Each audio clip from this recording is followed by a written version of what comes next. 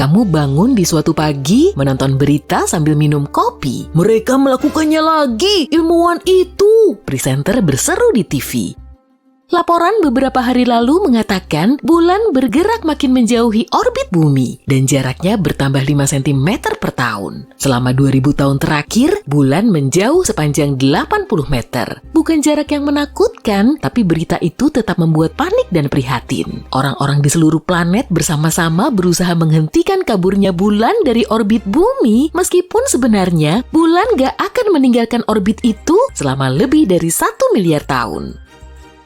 Tapi semua orang fokus pada manfaat bulan di masa lalu. Seperti yang kita tahu, hidup di bumi nggak akan berevolusi tanpa keberadaannya. Bulan mengendalikan pasang surut dan molekul-molekul atmosfer. Tanpa bulan, manusia khususnya nggak akan berevolusi. Jadi dengan mengapresiasi bulan, para pemimpin dunia memerintahkan ilmuwan untuk mencari solusi guna mendorong bulan lebih mendekati bumi. Mesin pendorong raksasa dibangun di sisi gelap bulan. Mesin dinyalakan dan mencoba mendorong maju, tapi kekuatan awalnya nggak cukup untuk mendorong poros bulan.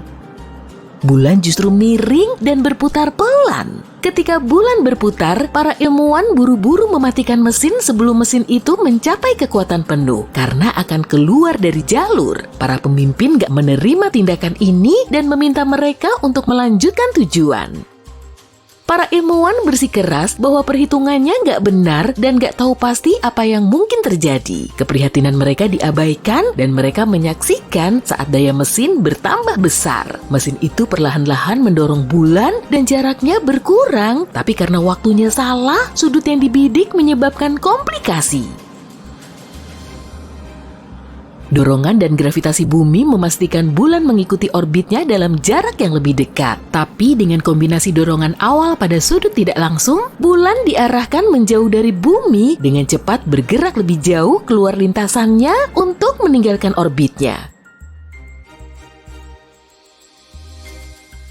Setelah selesai sarapan dan mematikan TV, kamu keluar untuk melihat bulan.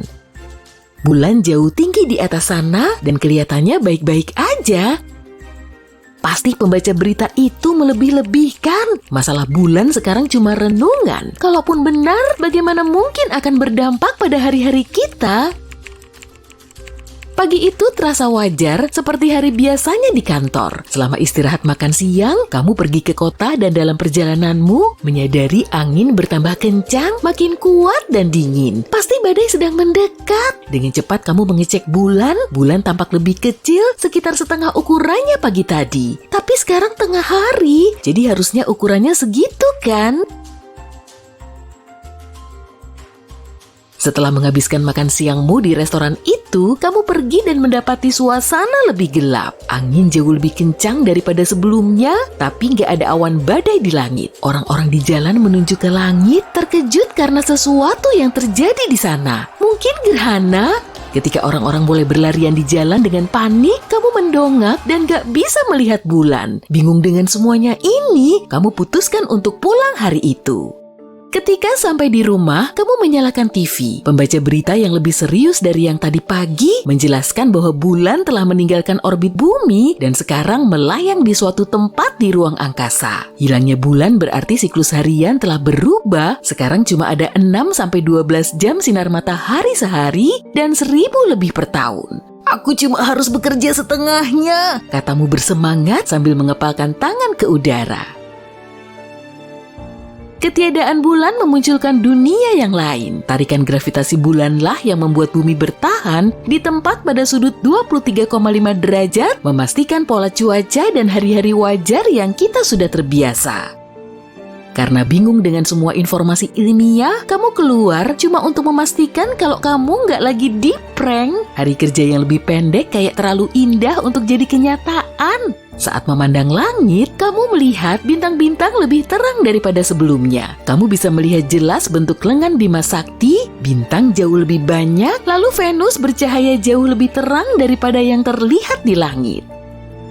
Ini pemandangan indah, tapi kamu nggak yakin apa langit malam yang lebih cerah sepadan dengan ketiadaan bulan. Kamu nggak tertarik dengan astronomi, jadi kamu memutuskan untuk pergi tidur. Ide bagus untuk menyesuaikan diri terhadap siklus malam dan siang yang baru. Kamu setel alarm untuk berbunyi dalam 2 jam. Itu sudah cukup lama, batinmu senang. Toh besok Sabtu, kamu harus bangun pagi-pagi untuk berselancar menangkap gelombang pasang tinggi itu. Kamu bangun, mengumpulkan keperluanmu, lalu berkendara ke pantai. Berita di radio menjelaskan tentang kurangnya pertahanan bumi sekarang terhadap asteroid tanpa kehadiran bulan. Lalu radio membahas masalah pasang surut. Bagaimana pasang surut sekarang jadi sepertiga ukuran biasanya. Kamu nggak yakin dampaknya terhadap gelombang? Mungkin gelombang akan lebih besar. Kamu parkir mobilmu di pantai, mengambil papan selancar, dan memandang ke lokasi selancar. Harusnya sekarang sedang pasang tinggi, tapi entah kenapa, laut lebih jauh daripada biasanya. Kamu abaikan rintangan harus berjalan menuju air. Setelah lama berjalan dengan antusias ke arah ombak yang ganas, mood kamu berubah saat mendekat, menatap kosong pada ombak yang kecil. Dengan kesal, kamu pulang. Sambil berkendara, kamu mendengarkan berita lagi dan lebih memperhatikan informasi. Musim yang berganti mengakibatkan pola cuaca yang tidak menentu, angin lebih cepat dan lebih kuat, membentuk badai yang lebih kencang, dan di beberapa tempat cuma ada kondisi yang stagnan. Ekuator nggak lagi selalu hangat, kutub nggak selalu dingin, dan kedalaman air turun. Pasang surut cuma menyesuaikan dengan gravitasi matahari, berkurang jadi sepertiga kedalaman prabulan.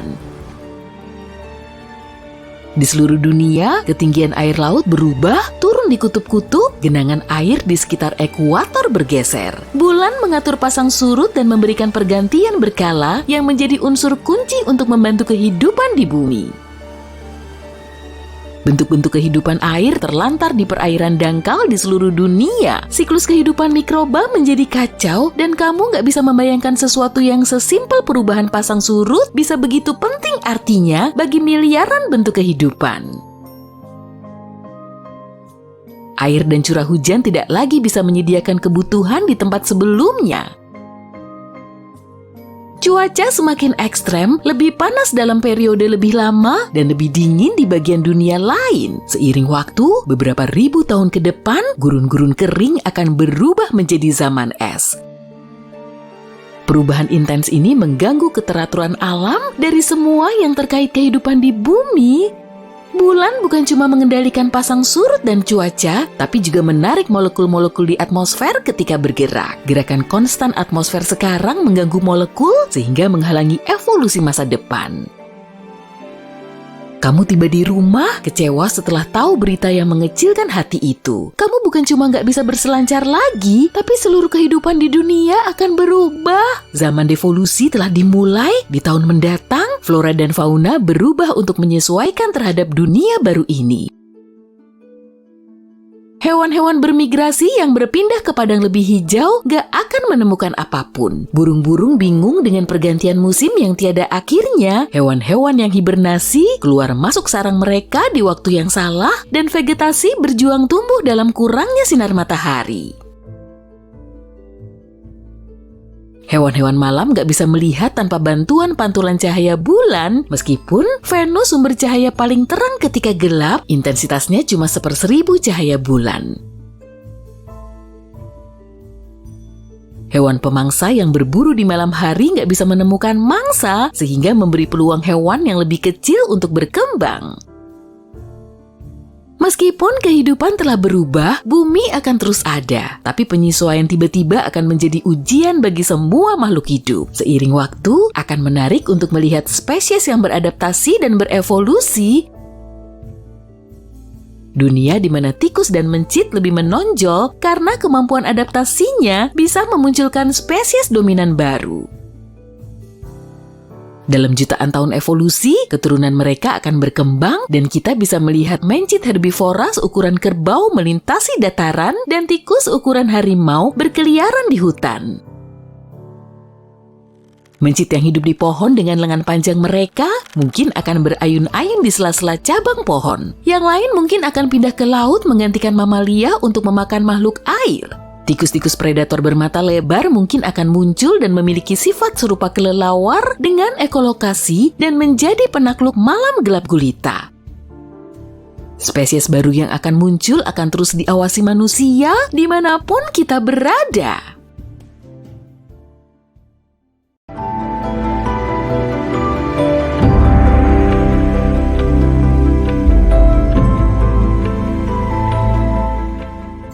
Bulan adalah objek paling terang kedua di langit kita. Namun, jika dibandingkan dengan benda langit lainnya, bulan adalah salah satu yang paling redup dan kurang memantulkan cahaya. Satelit alami kita ini hanya terlihat terang karena letaknya dekat dengan bumi. Sebagai perbandingan, planet kita terlihat lebih terang apabila kamu melihatnya dari luar angkasa. Ini dikarenakan awan, es, dan salju memantulkan lebih banyak cahaya dibandingkan bebatuan pada umumnya. Triton, satelit Neptunus, memiliki permukaan yang sepenuhnya tertutup beberapa lapis es. Jika satelit ini menggantikan bulan kesayangan kita, langit malam pasti akan jadi 7 kali lebih terang. Semakin dekat bulan ke cakrawala, semakin besar pula ia terlihat. Fenomena ini disebut ilusi bulan.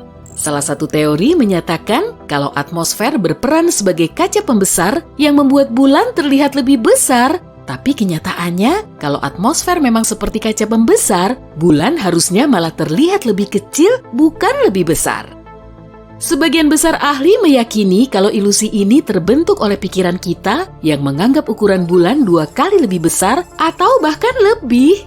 Saat satelit alami bumi ini menggantung tinggi di langit, kita tidak memiliki gambaran seberapa jauh bulan sebenarnya. Tapi saat berada di dekat cakrawala, kamu bisa melihat benda di sekitarnya dengan lebih detail. Ini membuat bulan terlihat lebih besar, tapi ini hanyalah satu dari banyak teori yang menjelaskan fenomena ini. Oh ya, kamu bisa mendapatkan ilusi yang sama jika kamu membungkuk dan melihat bulan secara terbalik dari kedua kakimu. 2 atau 3 tahun yang lalu, ada sebuah asteroid yang tertarik ke dalam orbit bumi dan mulai mengelilingi planet kita. Meskipun ukurannya tidak lebih besar dari ukuran mobil kebanyakan, tetap saja kejadian ini terbilang luar biasa. Di antara lebih dari 1 juta asteroid yang dikenal para astronom, hanya sedikit yang mengorbit planet kita. Dan asteroid ini adalah yang kedua diketahui mengorbit bumi. Namanya 2020 CD3 yang merupakan bulan mini sementara. Keberadaannya di orbit bumi tidaklah lama, objek ini mengikuti orbit secara acak dan perlahan menjauh dari bumi. Benda langit yang tertangkap sementara seperti 2020 CD3 sangatlah langka. Benda langit ini harus memiliki arah dan kecepatan tertentu agar dapat tertangkap oleh tarikan gravitasi bumi. Kalau tidak, mereka akan jatuh ke bumi atau terbang ke arah yang berbeda. Fenomena bulan sementara adalah peristiwa paling membingungkan yang terjadi di bulan. Fenomena ini berupa cahaya berwarna atau perubahan lain di permukaan bulan yang berlangsung sangat cepat. Seringnya sih berupa kilatan cahaya. Para astronom telah mengamati fenomena ini sejak tahun 1950-an. Mereka menyadari kalau kilatan ini terjadi secara acak. Terkadang terjadi beberapa kali seminggu, lalu menghilang selama beberapa bulan. Seringnya, kejadian ini tidak berlangsung lebih dari beberapa menit, tapi ada juga yang bertahan hingga berjam-jam. Saat itu, di tahun 1969, 1 hari sebelum Apollo 11 mendarat di bulan, salah satu peserta misi ini menyadari kalau satu bagian di bulan lebih terang dibandingkan lingkungan sekitarnya. Terlihat seolah area itu memiliki sejenis zat fluoresens. Sayangnya, masih belum jelas apakah fenomena ini terkait dengan kilatan bulan yang misterius atau tidak. Ada kemungkinan terdapat lebih banyak logam di kawah bulan, misalnya titanium atau besi, daripada yang diketahui para astronom. Lalu apa masalahnya? Hal ini bertolak belakang dengan teori utama terbentuknya bulan. Teori tersebut mengatakan kalau satelit ini berputar menjauh dari planet kita setelah bertabrakan dengan objek luar angkasa yang berukuran sangat besar. Tapi kenapa kerak bumi dengan sedikit kandungan logam hanya mempunyai jauh lebih sedikit oksida besi dibandingkan kerak bulan? Bisa jadi ini karena bulan terbentuk dari material yang berada jauh di dalam planet kita. Atau logam-logam ini muncul saat permukaan bulan mendidih dan perlahan mendingin. Gravitasi bulan hanya sekitar 17% dari gravitasi bumi. Kalau beratmu 90 kg di planet kita, di bulan beratmu akan berkurang jadi 15 kg saja. kamu juga akan bisa mengangkut benda 6 kali lebih berat dibanding yang bisa kamu angkut di bumi. Akan lebih mudah berjalan di permukaan bulan, tapi juga akan jauh lebih berbahaya. Kakimu yang berada di dalam baju luar angkasa yang berat akan terbenam pada tanah bulan hingga sedalam 15 cm. Tapi coba bayangkan, kamu mencoba untuk menggantikan proses berjalan yang membosankan ini dengan melompat di udara. Maka, dalam sekejap kamu akan kehilangan kendali. Apalagi permukaan bulan dipenuhi dengan lubang-lubang yang dalam, akan sulit sekali untuk menghindarinya. Belum lama ini, para astronom menemukan gumpalan besar berupa zat misterius. Gumpalan ini tersembunyi di bawah permukaan sisi terjauh bulan. Masanya sama dengan tumpukan logam yang ukurannya 5 kali lebih besar dari pulau besar Hawaii. Benda misterius ini berada hampir sedalam 322 km di bawah kawah yang tercipta miliaran tahun yang lalu. Gumpalan ini kemungkinannya berhubungan dengan sebuah tabrakan dahsyat. Bisa jadi ini adalah inti logam dari objek yang menabrak bulan dulu. Para ilmuwan tidak sabar untuk meneliti benda tersebut. Penemuan ini bisa menjelaskan banyak hal tentang kawah kutub selatan Aitken, kawah terbesar yang kita ketahui yang ada di tata surya. Jika ada di bumi, cekungannya yang berbentuk oval akan membentang dari Washington DC ke Texas. Tidak ada udara di bulan, tapi kenapa gumpalan itu bisa berkarat? Para ilmuwan menemukan adanya hematit di bulan dan ini adalah sejenis karat. Instrumen khusus untuk riset milik NASA meneliti cahaya yang direfleksikan pada permukaan bulan. Rupanya, komposisi kutub bulan sangat berbeda dibandingkan dengan bagian bulan yang lain. Permukaan bulan dipenuhi dengan bebatuan yang kaya akan besi. Tapi, tanpa oksigen dan air, karat tidak bisa muncul. Belum lagi keberadaan angin surya yang membombardir bulan dengan hidrogen, di mana hidrogen menghambat pembentukan hematit. Meskipun tidak punya atmosfer, bulan memiliki sedikit jejak oksigen yang berasal dari lapisan teratas atmosfer planet kita. Bumi juga hampir sepenuhnya melindungi bulan dari terpaan angin surya, walaupun tidak sepanjang waktu. Meskipun satelit alami kita ini kering kerontang, mungkin saja terdapat air beku dalam kawah di sisi terjauhnya. Bentuk bulan tidak bulat sempurna, tapi lebih seperti telur. Selain itu, pusat masanya berada lebih dari 1,6 km dari pusat geometrisnya. Bumi dan bulan perlahan-lahan saling menjauh, sama lambatnya dengan pertumbuhan kukumu. Ini adalah akibat lain dari gaya gravitasi satelit kita. Gravitasi bulan mengakibatkan air pasang surut di bumi. Dalam waktu bersamaan, ini juga menarik bulan menjauhi bumi. Alhasil, bulan bergerak ke orbit yang lebih tinggi. Pada zaman prasejarah, bulan jauh lebih dekat ke bumi dibandingkan sekarang. Tenang, kita tidak akan kehilangan bulan. Semakin bulan bergerak menjauh, semakin lemah tarikan gravitasinya. Ini artinya, planet kita tidak akan lagi mendorong bulan menjauh dengan terlalu kuat. Hanya ada sedikit aktivitas yang terjadi di bulan. Selain itu, hampir tidak ada atmosfer di sekelilingnya. Itulah sebabnya ilmuwan bisa meneliti kawah akibat tabrakan miliaran tahun yang lalu yang memenuhi permukaan bulan. Sambil menghitung usia kawah tersebut, para astronom menemukan bahwa bulan bersama planet kita melewati masa pembombardiran berat akhir sekitar 4 miliar tahun yang lalu. Peristiwa yang juga dikenal dengan sebutan bencana bulan ini berlangsung selama beberapa ratus juta tahun. Pada saat itu, banyak sekali asteroid yang bertabrakan dengan bumi, Merkurius, Mars, dan Venus. Kemungkinan ada labirin tabung lava di bulan. Belum lama ini, para astronom mendapatkan hasil topografi di bawah permukaan bulan. Mereka menemukan gua berukuran sangat besar di bawah permukaan satelit ini. Panjangnya sekitar 48 km dan lebarnya 96 km.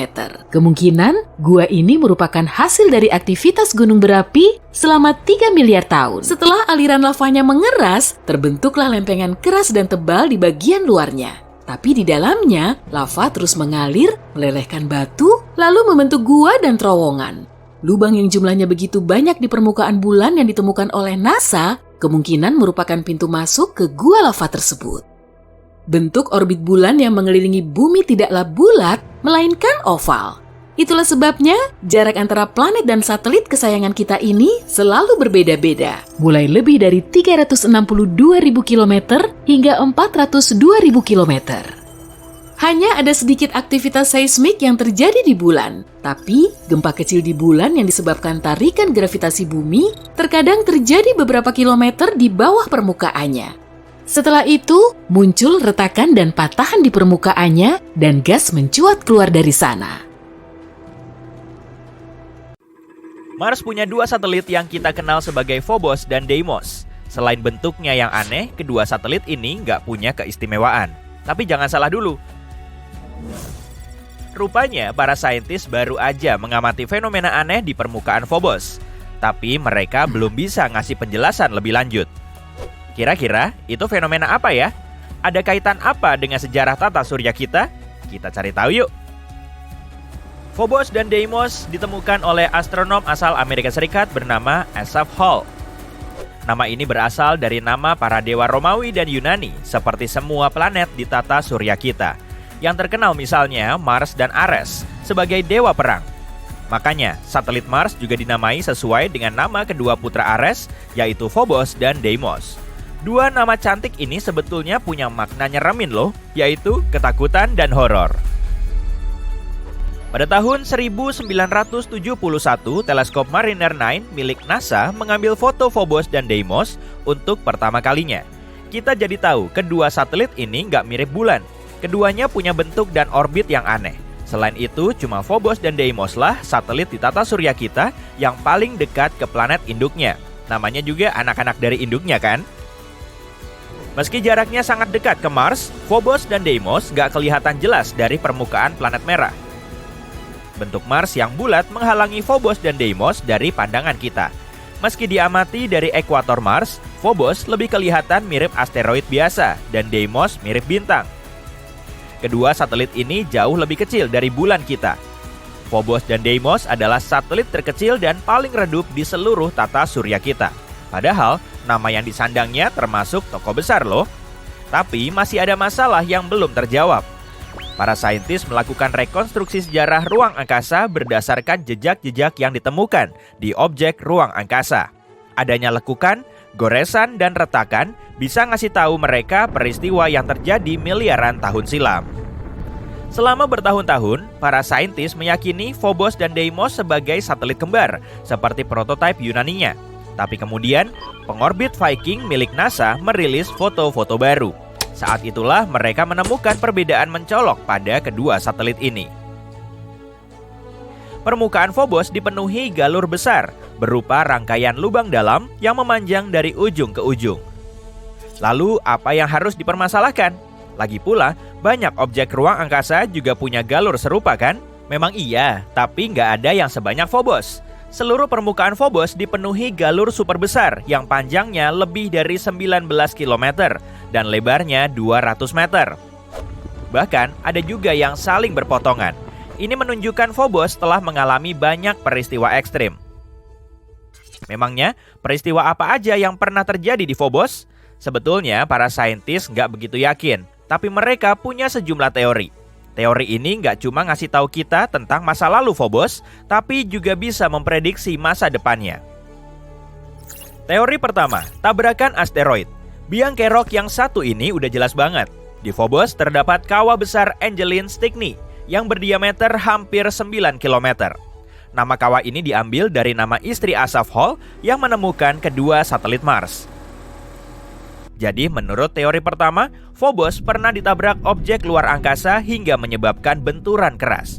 Lalu, peristiwa ini menghasilkan kawah besar. Dampak benturannya juga meninggalkan banyak galur di seluruh permukaan Phobos. Awalnya, teori ini sangat meyakinkan, tapi para saintis bisa mengamati titik lemahnya. Mereka sudah tahu semua galur Phobos nggak terbentuk di dalam kawah, tapi di sebelahnya. Jadi, galur tersebut nggak terbentuk oleh tabrakan. Lalu gimana dengan galur yang saling berpotongan? Memangnya itu cuma kebetulan? Para saintis melanjutkan pencarian mereka. Teori kedua, penyebabnya adalah puing-puing ruang angkasa. Nggak seperti teori pertama, teori kedua menyatakan bahwa galur Phobos nggak secara langsung disebabkan oleh tabrakan. Tapi begini kejadiannya. Ada objek yang menabrak Phobos hingga banyak batuannya terlempar ke ruang angkasa. Sebagian batuan lenyap di semesta dan sebagiannya kembali ke Phobos. Dengan lintasan yang sangat miring, batuan ini bisa menabrak atau melompati Phobos sampai jauh. Karena gravitasi Phobos sangat lemah, serpihan batu ini nggak bisa berdiam di permukaannya. Serpihannya terus bergerak ke sana kemari selama bertahun-tahun. Lalu terbentuklah galur yang saling berpotongan karena area tersebut terus dihujani batu. Meski cukup meyakinkan, teori ini punya kelemahan. Di Mars dan di permukaan kedua satelitnya nggak ada bongkahan batu besar. Serpihan batu ini pasti terperangkap oleh gravitasi dan berdiam di orbit Mars. Atau mungkin menjadi bagian dari Phobos.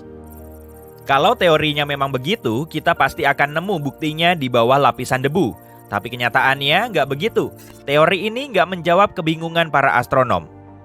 Makanya, mereka terus mencari biang keroknya. Mungkin galur itu nggak punya keterkaitan dengan kawah Stokny. Atau mungkin dipicu oleh hal lain yang lebih kuat. Jangan-jangan penyebabnya Mars sendiri. Teori ketiga, Mars jadi biang kerok terselubung. Kedua teori tadi nunjukin kalau Phobos dan Deimos awalnya menjadi bagian dari Mars. Lalu keduanya terpisah dari Mars dan menjadi satelit seperti bulan kita. Tapi gimana kalau kejadiannya nggak begitu? Menurut observasi yang dilakukan oleh Mars Global Surveyor NASA, unsur penyusun Phobos dan Deimos lebih sering ditemukan dalam meteorit dan asteroid. Bisa jadi Phobos dan Deimos termasuk asteroid. Apalagi di antara Mars dan Jupiter terdapat sabuk asteroid. Setelah mengamati ukuran, bentuk, dan komposisinya, para saintis menduga kedua satelit ini pernah jadi bagian dari sabuk asteroid. Keduanya melesat keluar dan akhirnya tertarik ke Mars oleh gravitasi. Fenomena ini dinamakan dengan penangkapan asteroid. Tapi kok aneh banget? Meski penangkapan asteroid bisa aja terjadi, kedua satelit ini sudah melayang di dekat Mars selama miliaran tahun. Orbitnya juga masih sama. Selain itu, atmosfer Mars sangat tipis dan nggak bisa menangkap asteroid. Menurut teori, Phobos dan Deimos seharusnya sudah lama terpisah dari Mars. Tapi kenyataannya nggak begitu. Jadi, kedua satelit ini telah terjebak dan Mars mulai menghancurkannya. Plot twist banget kan? Dalam teori ini, Mars punya kekuatan jahat. Dengan merunut ke masa lalunya, kita bisa nemu sejumlah bukti aktivitas ekstrimnya di masa depan. Galur misterius di Phobos bisa disebabkan oleh kekuatan pasang surut antara Mars dan Phobos. Bumi dan bulan juga mengalami hal yang sama, sehingga saling mendistorsi. Tapi karena posisi Phobos terlalu mepet ke Mars, efek gravitasinya jauh lebih kuat. Artinya, gravitasi Mars lama-kelamaan akan menghancurkan Phobos. Tiap 100 tahun, jarak keduanya berkurang 1,8 cm. Ukuran Phobos juga menyusut sampai 2 meter, sehingga makin rentan dan lemah. Makin kecil ukurannya, makin besar dampak gaya pasang surutnya. Terbentuklah sejumlah galur dan goresan di permukaan Phobos. Dalam 30-50 juta tahun, Phobos diperkirakan akan menabrak Mars atau hancur menjadi serpihan batu kecil.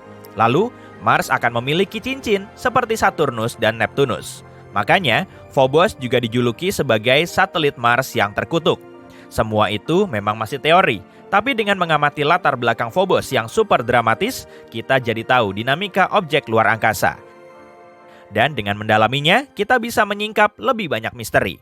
Nggak cuma Mars, tapi juga objek lain di tata surya kita.